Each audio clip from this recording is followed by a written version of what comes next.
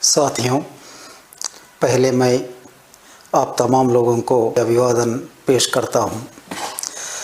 16 सितंबर को मैंने पहली बार हथियारबंद संघर्ष का विराम प्रकट करते हुए स्टेटमेंट जारी किया था और उसके बाद गढ़चिरौली, माड़, पूर्व बस्तर के साथियों ने भी वहां से हथियारबंद संघर्ष को छोड़ने का निर्णय पर वे लोग भी स्टेटमेंट जारी किए हैं। मैं महाराष्ट्र के गढ़चिरौली में 60 कामरेडों के साथ मेरा हथियार छोड़ दिया था, वे लोग भी हथियार छोड़े हैं। उसके बाद सैकड़ों की संख्या में साथियों ने छत्तीसगढ़ में अपने हथियार छोड़ दिए हैं। इसी बीच में भारत की कम्युनिस्ट पार्टी माओवादी के केंद्रीय कमेटी के सदस्य चंद्रन्ना तेलंगाना में पुनर्वासन के लिए आए हैं। इन तमाम साथियों को मैं अभिवादन पेश करता हूं। हम इस देश में लंबे समय से, कई वर्षों से काम करते आ रहे हैं। इसमें कई साथियों को हम खो गए हैं। आज हम बाहर आने का मतलब ये है कि बदल रहे परिस्थितियों का ये एक संकेत होता है।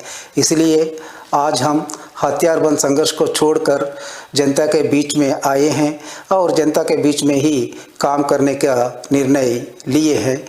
हम जिस साथियों को खो गए हैं, उन साथियों के चलते हम ये बदलावों का समझना जरूरी है।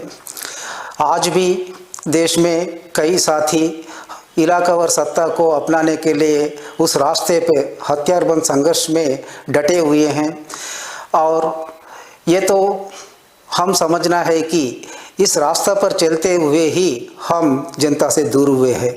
ये उस रास्ता की विफलता को दर्शाता है। लेकिन हमारा सीसी तमाम बदलावों को पहचान रही है, लेकिन हमारे संघर्ष पर बदलाव लाने के लिए तैयार नहीं है। ये उसकी कटमुल्लावाद तरीका को दर्शाता है। इसलिए देश के कोने कोने में काम कर रहे हमारे साथियों से मेरी अनुरोध यह है कि आप तमाम लोग हथियारबंद संघर्ष पर हम आगे नहीं बढ़ेंगे करके हम जो समझे हैं आपके सामने रख रहे हैं।